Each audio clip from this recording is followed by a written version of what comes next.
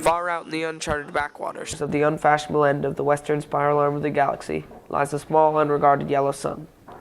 Orbiting this at a distance of roughly 92 million miles is an utterly insignificant little blue-green planet whose ape-descended life forms are so amazingly primitive that they still think digital watches are a pretty neat idea.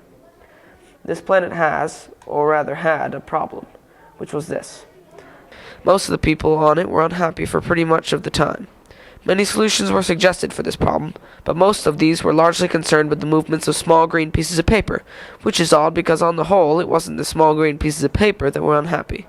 And so the problem remained. Lots of people were mean, and most of them were miserable, even the ones with digital watches.